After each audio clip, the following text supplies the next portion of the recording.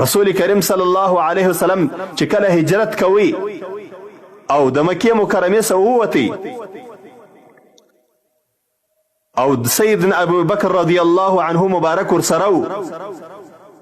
نو په دغه وخت کې په دوی پسې کافران ووتله او دوی یو غار ته ولاړل او په دغه غار کې پناه واخیستل. د حدیث شریف توري دي. وعن أبي بكر الصديق رضي الله عنه قال نظرت إلى أقدام المشركين ونحن في الغار وهم على رؤوسنا فقلت يا رسول الله لو أن أحدهم نظر تحت قدميه لأبصرنا فقال ما ظنك يا أبا بكر باثنين الله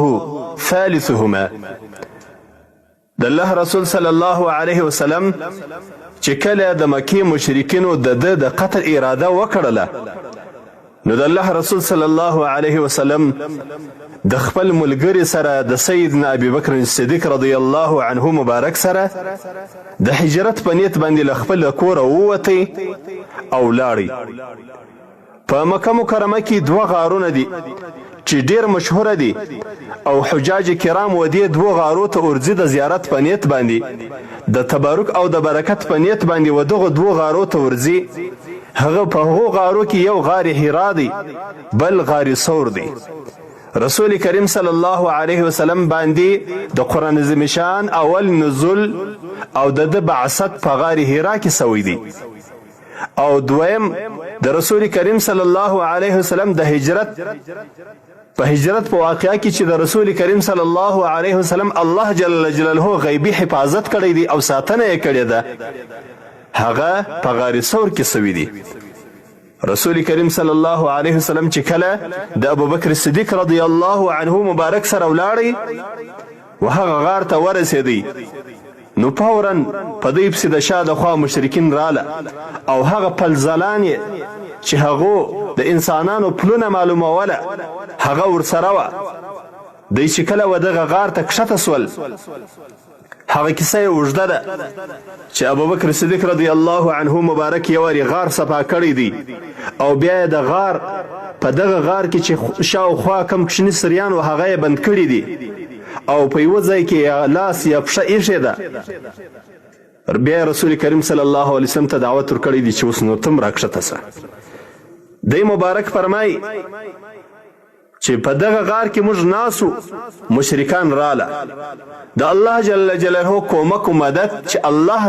چې د چا توکل پر الله باندې الله یې بیا ډېر ښه کومک کوي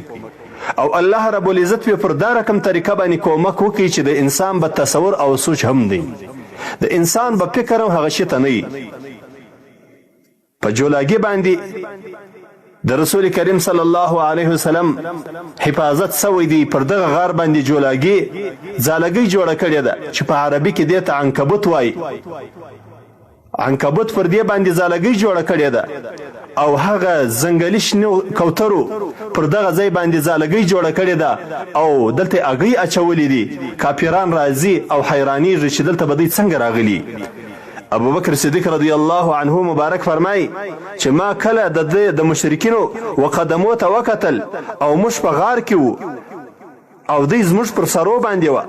ما و رسول کریم صلی الله علیه وسلم ته ویل یا رسول الله لو ان احدهم نظر تحت قدميه لابصرنا.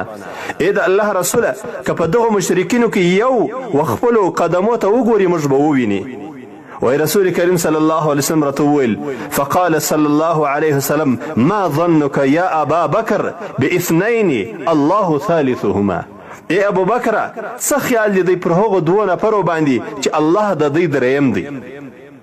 یعنی زموږ توکل پر الله دی، الله به زموږ حفاظت کوي. دغه قصه او دغه واقعه الله جل جلاله په سورة توبه د سورة توبه په 40 نمبر آیات کې الله جل جلاله بیان کړی ده. اعوذ بالله من الشیطان الرجیم الذين كفروا إلا تنصروه فقد نصره الله إذ أخرجه الذين كفروا ثاني اثنين إذ هما في الغار إذ يقول لصاحبه لا تحزن إن الله معنا فأنزل الله سكينته عليه وأيده بجنود لم تروها وجعل كلمة الذين كفروا السفلى وكلمة الله هي العليا والله عزيز حكيم. الله جل جلاله د دې دغه کیسه په دغه 40 نمبر آیات کې د سورة توبه بیان کړې ده چې الله د دې حفاظت وکړي، الله پر دې باندې اطمینان راوستي، د دې توکل پر الله وو، د چا چې توکل پر الله وي الله به د هغه حفاظت کوي. درنو معززو دوستانو، که زموږ او ستاسې توکل پر الله باندې د دنیا په ټولو کارو کې، نو الله به ضرور زموږ مدد او کومک کوي او الله به زموږ ساتنه پر دې طریقه باندې وکړي چې زموږ او ستاسې به خیال او ګمان له هم نه